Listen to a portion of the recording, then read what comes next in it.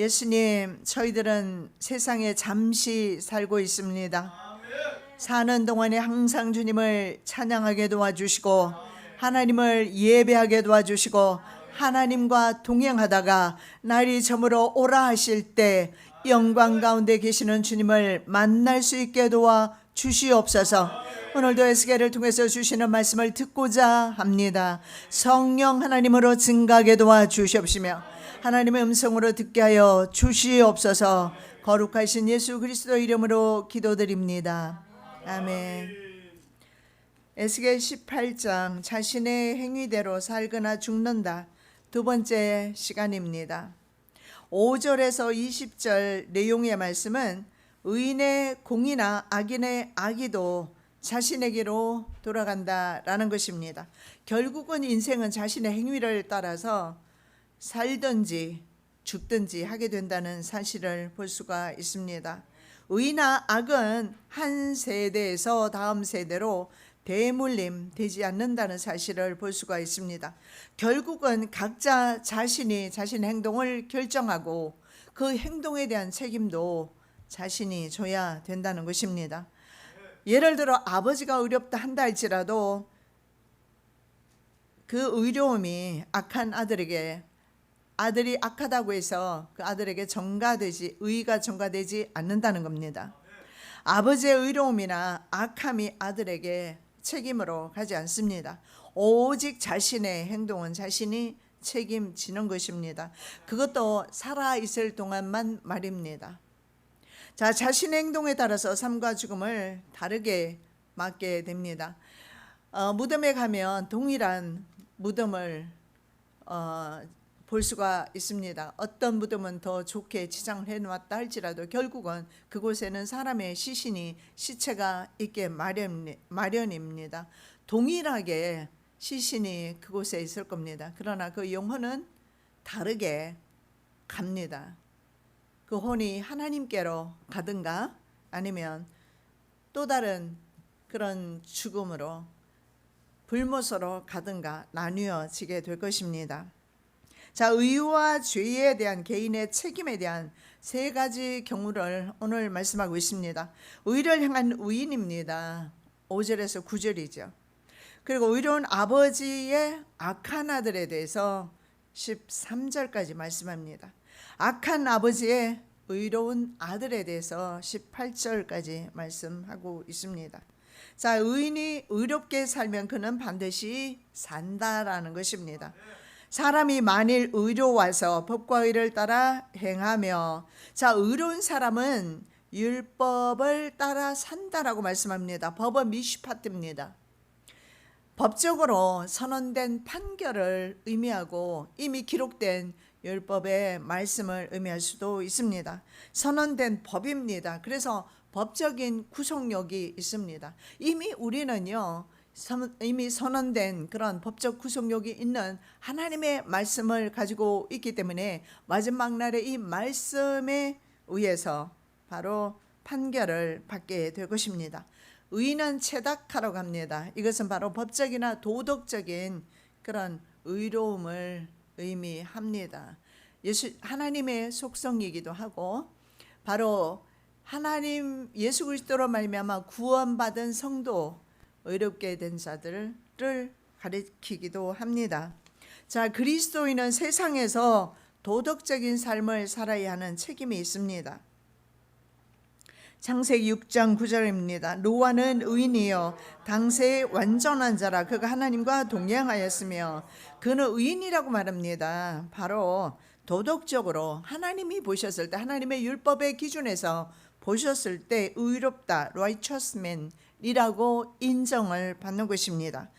그리고 그 시대에 하나님과 함께 걸은 완전한 자인데 영어 성경에 보면 blameless입니다. 바로 비판받지 않는 사람들에게 비난받을 점이 없는 그런 사람이었다라는 사실을 볼 수가 있습니다.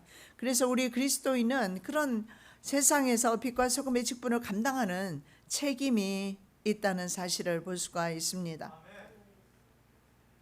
자, 하나님과 관계에서 법과 의는 인간의 율법에 명시된 하나님의 명령을 순종하는 것을 의미합니다. 법, 하나님께서 법이라는 모세 율법을 주셨습니다. 계시하셨습니다.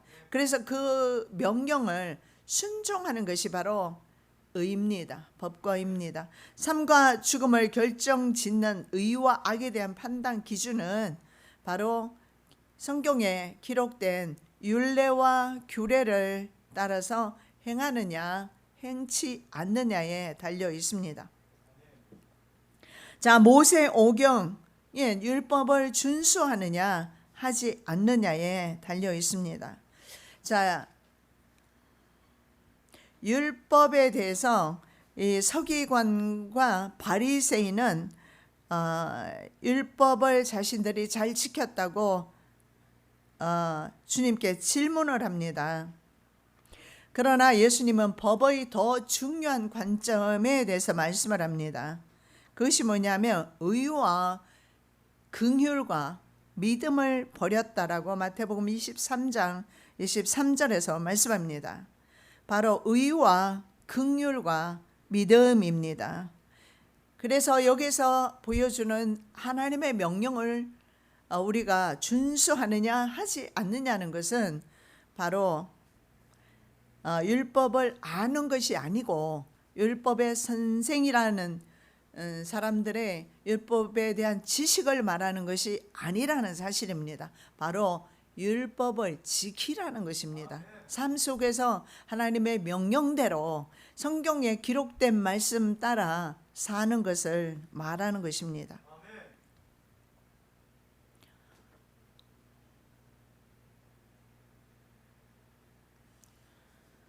자, 6절에서 9절에 법과 의를 따라 사는 삶은 자신의 결백을 주장하는 욥기 31장에 나와 있습니다. 자신의 결백을 맹세하는 것과 흡사하는 것을 봅니다. 그래서 이 욥의 삶을 통해서 그리스도인의 삶이 어떠해야 되는가, 정말 빛과 소금의 삶이 무엇인가 우리가 알 수가 있습니다. 자, 욥은 이렇게 말합니다. 31장에서 여인을 유혹하지 않았다 말합니다. 그리고 남녀 종들의 사정을 멸시하지 않았다. 내 눈에 보인다면 그들의 사정이 내 눈에 보였을 때 관과하지 말아야 된다. 왜냐하면 그 순간에 하나님께서 나를 통해서 가난한 자들을 돌아보기를 원하신다는 사실입니다. 가난한 자와 이의 소원을 막지 않았다. 그래서 율법에서 보면 하나님에 대한 사랑도 있지만 이웃에 대한 관심과 사랑과 관심이 얼마나 중요한지 말씀하고 있습니다. 그리고 과부의 눈을 실망시키지 않았다. 고아를 먹였고 가난한 자에게는 옷을 주었다. 그래서 어쩌면 주님을 사랑하는 주의 자녀들에게 성과 바른 행함으로 나아간다는 사실을 볼 수가 있습니다. 직접적으로 바로 이것의 말씀을 준수하는 것입니다. 우리가 그래서 말씀을 아는 것과 실제로 말씀대로 사는 것과는 차이가 많이 있습니다. 예수님께서 책망하셨던 서기관 바리새인들은 그들은 지식적으로만 말씀을 따랐고 했지만 의와 신은 버렸습니다. 믿음은 버렸습니다. 주의 사랑은 그들에게 없습니다. 하나님에 대한 법을 따르면서 장로들의 오히려 유전 613가지를 더 따랐던 그들의 모습을 볼 수가 있습니다. 자, 그리고 공예배죠. 공예배 참석을 위한 제의나 윤리적 자격 요건입니다. 즉 누가 공예배를 드릴 수 있는가? 지난주에 우리가 살펴보았습니다. 시편 15편과 23편에 주의 장막에 유할 사람이 누구인가, 주의 성산에 거할 자가 누구인가, 그 자격에 대해서 말씀하고 있습니다. 즉 공예배를 드리는 사람은 삶 속에서 이와 같이 바로 욥이 하나님 앞에 고백했던 것처럼 그런 삶을 살아야 되고, 그러면 바로 시편 15편과 24편에는 어떻게 말씀하는가 보겠습니다. 정직하게 행하라. 거짓은 안 됩니다. 정직하게 행하라. 공의를 일삼아라. 마음에는요 진실해라. 진실을 말하라고 합니다. 그리고 그 혀로는 참소하는 일을 하지 말라고 말합니다. 그리고 친구에게 행악하지 말라. 이웃을 회방하지 말라. 우리가 한번 곰곰이 생각해 봐야 할 것입니다.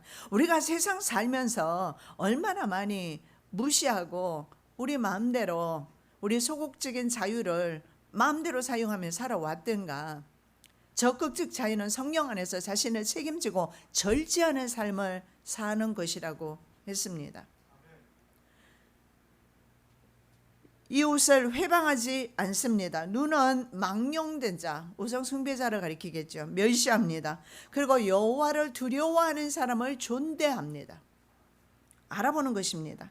그리고 마음에 서원한 것은 해로울지라도 그건 변치 말아야 된다.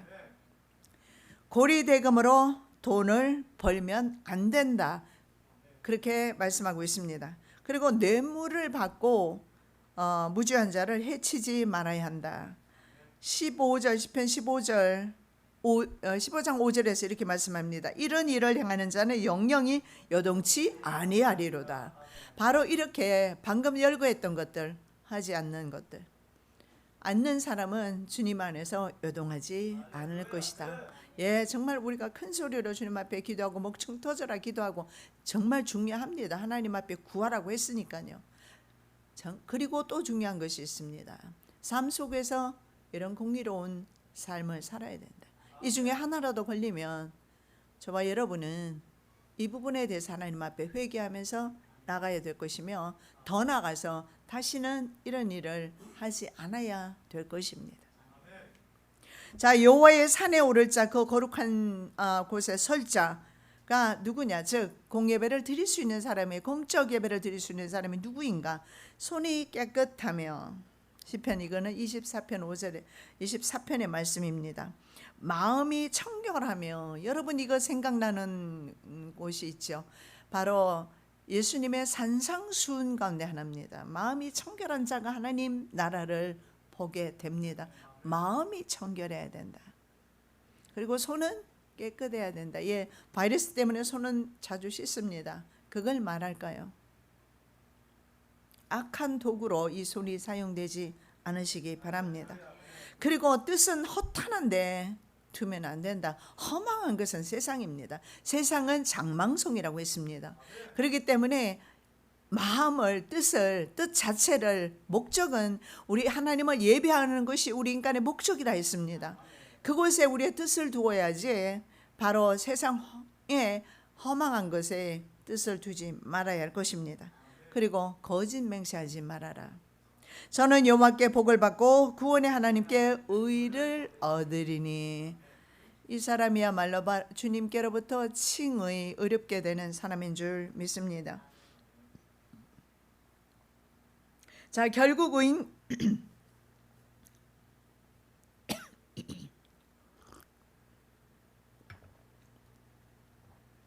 자, 의인과 악인의 의와 악에 대한 판단 기준은 하나님 말씀대로 사느냐 살지 않느냐에 달려 있습니다.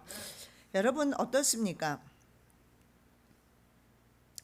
과연 우리가 들은 말씀대로, 읽은 말씀대로, 생각나는 대로 우리가 삶 속에서도 이렇게 순종하면서 살았습니까? 의와 악을 판단할 때 말씀대로 살았느냐 살지 않느냐, 믿음에서 더 나아가서 믿음의 사람은 말씀대로 살 것이며 믿음이 없는 사람은 하나님의 말씀대로 살지 않을 것이며 무신론하게 자신이 주인이 되어서 자신의 뜻대로 살게 될 것입니다. 산 위에서 재물을 먹지 아니하며 이스라엘 족속의 우상에게 눈을 들지 아니하며 이웃의 아내를 더럽히지 아니하며 월경 중에 있는 여인을 가까이 하지 아니하며 산 위에서 재물을 먹거나 이웃의 아내를 더럽히거나 산 위에서 재물을 먹지도 아니하며 이스라엘 족속의 우상에게 눈을 들지도 아니하며 이웃의 아내를 더럽히지도 아니하며 6절, 11절, 15절 말씀이 동일한 말씀을 하고 있습니다. 산 위는 이스라엘 전역에 있었던 산당들로서 이방 제의를 드렸던 바로 우상 숭배지입니다. 산 위에서 재물을 먹지 않고 우상에게 눈을 주지 않습니다. 그리고 이웃의 아내와 간음하지 않고 월경하는 여인과 동침하지 않아야 한다라고 말씀하고 있습니다. 여기에서 우리는 계속적으로 이웃과의 관계에 대해서 성경은 에스겔은 말씀하고 있습니다. 7절, 12절, 16절도 동일한 말씀입니다. 사람을 학대하지 아니하며 빚진 자의 전당물을 도로 주며 억탈하지 아니하며 줄인 자에게 식물을 주며 벗은 자에게 옷을 입히며 12절입니다. 가난하고 궁핍한 자를 학대하거나 억탈하거나 빚진 자의 전당물을 도로 주지 아니하거나 우상에게 눈을 들거나 가증한 일을 행하거나 16절입니다. 사람을 학대하지도 아니하며 전당을 잡지도 아니하며 억탈하지도 아니하고 줄인 자에게 식물을 주며 벗은 자에게 옷을 입히며 이것은 말입니다. 바로 제사장 또 레위인도 그냥 지나쳤던 강도 만난 이웃에 행했던 바로 선한 그리고 착한 사마리아 사람이 이웃에게 어떻게 했는가의 말씀에서 우리는 잘 알고 있습니다. 바로 줄인 자에게 식물을 주고 벗은 자에게 옷을 입혔다. 자, 누가 우리의 이웃입니까? 라는 질문에 예수님께서 이렇게 말씀합니다. 강도 만난 자의 이웃이 누구인가? 자기 눈이 규정하는 이웃이 아니고 우리가 규정하는 이웃이 아니고 필요로 하는 사람에게 그리스도인은 그 필요를 채워주는 사람이어야 된다는 사실을 말씀합니다. 내가 규정하는 이웃이 아니라는 거예요. 내가 규정하는 이웃은 내 마음에 드는 사람일 수도 있고 원수는 제외될 수도 있습니다. 그러나 때로는 원수까지도 줄일 때에 줄 아는, 공급해 줄 아는 사람이 믿음의 사람입니다. 그렇게 선을 베풀므로 그 영혼을 구원할 수도 있기 때문에 그렇습니다. 사람을 학대하면 안 됩니다. 억탈하다. 가잘입니다. 이 가잘은 뭐냐면 사람의 가죽을 벗기다 이런 뜻이 있습니다. 가죽을 벗기다. 이 이웃에 대해서 혹독하게 동족 백성의 재산과 재물을 철저하게 약탈하는 것을 말합니다. 그 중에 아합 왕 같은 경우에 나봇을 죽이면서까지 그의 포도원을 탐을 냈습니다. 이것이 바로 억탈입니다. 이런 일을 하지 말아야 합니다. 자, 미가 시대 고관들은요, 백성들의 고혈, 바로 기름과 사람의 기름과 피를 짜냈습니다. 너희가 선을 미워하고 악을 좋아하며 내 백성의 가죽을 벗기고 그 뼈에서 살을 뜯어 그들의 살을 먹으며 그 가죽을 벗기며 그 뼈를 꺾어 다지기를 냄비와 속 가운데 담을 고기처럼 하는도다. 어쩌면 하나님께서 정말 무심하게 세상 만사 보지 않고 계시는 것 같습니다만은 하나님께서는 우리의 모든 행위 하나하나를 영화 필름에 담고 있다는 사실을 기억하시기 바랍니다. 우리의 악한 행위도 착한 행위도 하나님께서 기록하고 계신다. 주님의 보좌에 한편에는 생명록 책이 있고 다른 한편에는 행위록 책이 있다는 사실을 기억하시기 바랍니다. 의인은 오히려 반대로 이웃에 대해 빚진 자의 전당물을 돌려주었다. 만일에 어떤 사람이 전당물을 잡히고 돈을 빌려가는 경우에 예를 들어서 그가 입을 옷이 없을 때는 그날 밤이 되기 전에 그 옷을 주어서 그가 하나님 앞에 하소연하게 하지 말라라고 말합니다.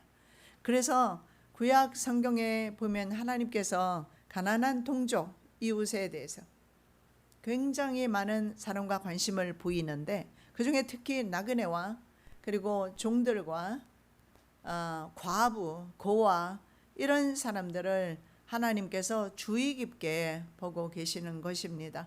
그래서 내가 그들을 섬길 때에, 그들을 돌보아 줄 때에 바로 하나님께 하는 것입니다. 그래서 악인이 하지 않은 것 하나님께 하지 않은 것이고, 의인이 가난한 자들에게 한 것은 하나님께 한 것입니다.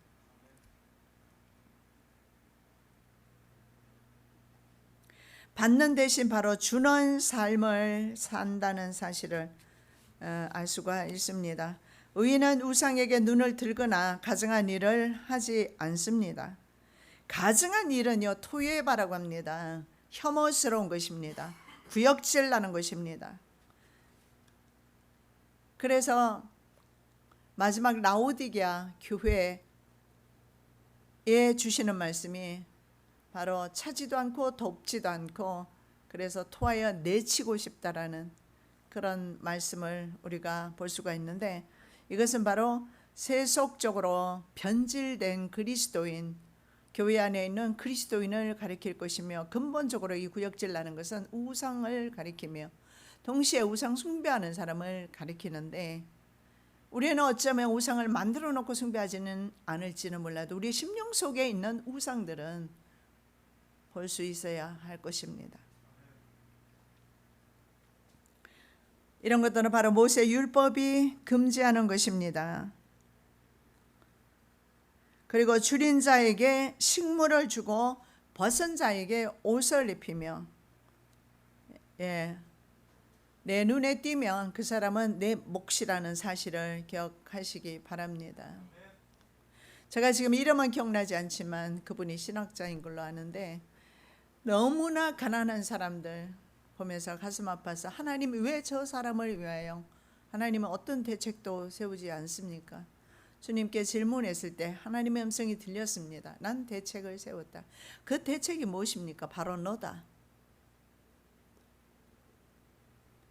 우리가 혹시나 너무 이기적이고 교만하여 그런 우리의 도움을 필요로 하는 사람을 무시하지는 않는지, 넘어가지는 않는지, 우리는 늘 영성이 깨어 있어서 주의 세미한 음성을, 주님이 오늘도 나에게 무슨 부탁을 하실까? 물론 부탁하실 필요조차 없으시지만 바로 이웃을 위해서 우리 그리스도인을 세웠다라는 것은 분명한 사실입니다. 그렇다면 내가 오늘도 내가 도와야 되는 이웃이 누구일까? 보여주십시오. 내가 보는 이웃이 아니라 나의 도움을 필요로 하는 이웃 말입니다. 바울은 정말 충분히 사례비를 받고도 남지만 교회로부터 사례비를 받지 않았습니다. 자비량 선교하면서 주는 삶을 살았습니다. 저도 미국에서까지 목회할 때까지는 한 번도 사례비를 받아보지 않고 목회를 평생 했던 것 같습니다. 그렇게 할 수 있었던 것이 저에게는 크나큰 은혜였습니다. 사도 바울은 주는 삶을 살았습니다. 그의 생명까지도 이웃을 위해서 주었지만 물질까지도 이웃을 위해서 줄 아는 사람이었습니다. 너희 아는 바에 이 손으로 나와 내 동행들이 쓰는 것을 당하여 범사에 너희에게 모본을 보였노니 곧 이같이 수고하여 약한 사람들을 돕고 또 주 예수의 친히 말씀하시는 바 주는 것이 받는 것보다 복이 있다 하심을 기억하여야 할지니라. 장로들에게 주시는 말씀이요, 장로들은 주는 자가 되라고 말씀하고 있습니다. 주는 자. 그래서 주는 것이 받는 것보다 복이 있다. 여러분, 생각 안 했을 때 다른 사람이 선물을 주면 기분이 좋습니다.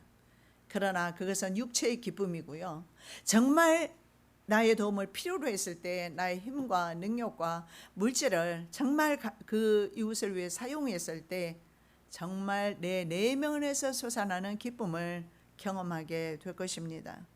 저는 개인적으로 육체적으로 가장 기뻤던 때는 두 자녀를 낳았을 때였습니다. 내 인생 가운데 가장 행복한 순간이었습니다. 그러나 영적으로 가장 행복했던 때는 수많은 영혼들을 주님께로 인도해 올 때였습니다. 그들이 예수를 믿기로 결단하고 결심하고 나를 따라올 때였습니다. 그들을 교회에 등록시키고 그리고 나와 같은 믿음의 사람으로 양육할 때였습니다. 그때가 저는 신앙생활 가운데 가장 기뻤고 희열이 넘치고 그리고 하나님께로부터 인정받고 하나님의 사랑받는 그런 때였던 것 같습니다. 변을 위하여 꾸이지 아니하며 이식을 받지 아니하며 스스로 손을 금하여 죄악을 짓지 아니하며 사람 사이에 진실이 판단하며 변을 위하여 꾸이거나 이식을 받거나 할진대 그가 살겠느냐 살지 못하리니 이 모든 가증한 일을 행하였은즉 정녕 죽을지라 자기의 피가 자기에게로 돌아가리라. 8절과 13절의 말씀인데요. 여기에 뭐냐면 변이 뭐냐, 우리 뭐 대변을 말하는 것은 아니고 바로 랜덤입니다. 그 이자를 빌려주는 것을 말합니다. at usual입니다. 고리대금을 말하는 것입니다. 고리대금하지 말라. 왜냐하면 당시에 아수르 바벨론에서는 35% 내지는 50% 이자 받았습니다. 그래서 정말 사람의 고혈을 뺐습니다. 그래서 가난한 사람은 그 가난으로 말미암아 죽을 수밖에 없게 된 것입니다. 유대인의 부는 주로 고리 대금업을 통해서 이루어졌습니다. 그러나 이방인들에게는 이자를 받을 수 있지만 동족에게 과도한 이자를 받거나 고리 대금은 안 된다라고 해요. 왜 안 되느냐? 동족에 대한 형제를 나타내지 않는 것은 용서받은 죄인으로서 다른 사람을 용서하지 아니하는 비유에서 잘 나타납니다. 자기는 1만 달란트 평생 갚아도 안 되는 돈을 탕감받았어요.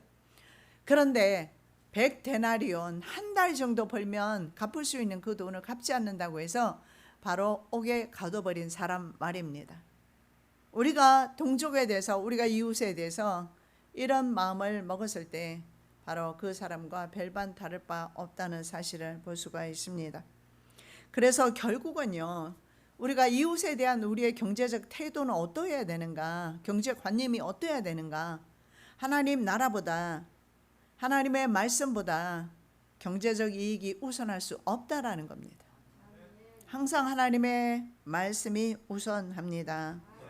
그래서 스스로 손을 금하여 죄를 짓지 아니하며 이렇게 말합니다. 불의에서 그 손을 빼라는 것입니다. 불의가 무엇입니까? 지금까지 열거되었던 이런 것들입니다. 돈 문제라든가 아니면 여러 가지 이웃과의 관계에 있어서 구제 문제라든가 이런 문제에 있어서 어떻게 해야 되는가, 바로 불의에서는 손을 빼고 선을 행할 때에서는 우리가 손을 펴라고 말씀하고 있는 것입니다. 죄악은 애월인데요, 도덕적인 불의를 가리킵니다. 도덕적으로 불의한 것을 말해요. 판단은 역시 미시파트, 아까 우리 말씀드린 것처럼 5절에서는 법으로 번역되었지요. 선포된 법입니다. 바로 공의의 실행입니다. 공정한 법 집행입니다. 내가 재판관으로서 법을 집행한다는 의미가 아니라 우리가 이웃과의 관계에 있어서, 그래서 구약 성경에는 이웃과의 관계에 대해서 많이 말씀하고 있어요. 바로 이웃과의 관계, 그것을 주님께서도 말씀하셨죠. 내 율례를 좇으며 내 규례를 지켜 진실이 행할진대 그는 의인이니 정령 살리라. 나주 여호와의 말이니라. 자, 여기에서도 말씀합니다. 나의 명령과 규례를 지킬 때 정령 살리라. 우리가 어떻게 사는가요? 살 수 있습니까? 하나님의 말씀을 지켜야 할 것입니다. 그래서 여러분, 매일같이 우리는 말씀을 볼 필요가 있어요. 혹시나 여러분이 말씀을 미쳐보지 못할까 해서 아침마다 말씀을 올려드리는 것입니다. 그러면 그 말씀을 붙들고 그날 하루 그대로 삶을 살아야 할 것입니다. 우리는 망각하는 은혜가 있습니다. 그래서 고통도 눈물도 때로는 망각할 수가 있고 잊어버릴 수가 있습니다만은, 그러나 분명히 우리에게 오늘 주시는 그 말씀은 잊지 않도록, 그래서 그 말씀대로 사는 삶이 중요합니다. 의인은 동정심이 많고 공정한 사람입니다. 그래서 심판에서 살아남게 됩니다. 정말 성도는 어떻게 해서 심판을 살아남게 될 것인가? 산에다가 쌀이나 곡식을 저장해서 살아남으려는 노력을 많이 합니다. 그런 질문도 많이 받고요. 산으로 가야 할까요? 그런 질문도 많이 받았습니다. 성경에는 그렇게 말씀하지 않아요. 성경에는 심판에서 살아남는 사람, 의를 행하는 사람, 공정한 사람, 의인입니다. 여호와의 규례를 지키는 세상의 모든 겸손한 자들아, 너희는 여호와를 찾으며 공의와 겸손을 구하라. 내가 혹시 여호와의 분노의 날에 숨김을 얻으리라. 자, 하나님의 분노의 날에 피난하게 될 것이라. NIV에 보면은 shelter라고 나와 있습니다. 피난처를 가리켜요. 그리고 킹 제임스 버전에 보면 hide, 숨는다. 그 하나님 품에 숨을 수 있다라는 사실입니다. 그래서 바로 하나님의 그 분노의 날은 보통 심판의 날입니다. 이 심판의 날에 어떤 사람이 겸손한 사람, 이 겸손한 사람은 어떤 사람입니까? 바로 하나님의 명령과 규례를 지킨 사람입니다. 바로 성경에 기록된 것을 지키는 사람입니다. 여러분, 성경에 혹시 말입니다, 성경의 내용이 너무나 방대합니다. 66권으로 되어 있습니다. 이 한 권이면 말입니다, 평생 동안 한번 지켜보겠는데 이 66권이 너무 많아요. 그래서 난 참 지킬 수가 없습니다. 한 권이면 지켜보겠습니다. 못 지키는 사람은 한 권이라도 지킬 수 없고, 못 지키는 사람은 한 구절도 지킬 수가 없습니다. 그런데요, 성경이 그렇게 많은 구절이 있지만 하나로 요약합니다. 사랑입니다. 하나님을 사랑하면 이웃도 사랑한다라는 사실입니다. 결국은 5절에서 9절을 다시 요약하면 하나님과 이웃의 관계에 대한 것들입니다. 하나님과의 수직적인 관계에 대한 표현은요, 산 위에서 재물을 먹지 않는 것과 우상에게 눈을 돌리지 않는 것을 말씀하고 있습니다. 자, 그러면 요약해서 다시 말씀드리면 이웃과의 수평적 관계에서는 6절에 이웃의 아내와 간음하지 말고, 7절 사람을 학대하지 말 것, 7절에 빚진 자의 전당물은 돌려줄 것. 여러분, 이기적인 사람은 이것을 참으로 하기 어려울 것입니다. 그러나 이타적인 사람은 내 사정도 급하지만 다른 사람의 사정을 알아보게 되어 있습니다.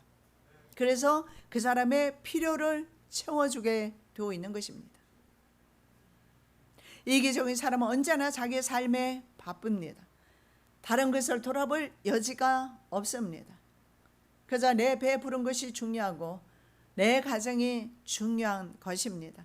그러나 이타적인 사람, 정말 주님이 주신 그 자유, 우리는 죄와 멸망으로부터 자유함을 얻었습니다.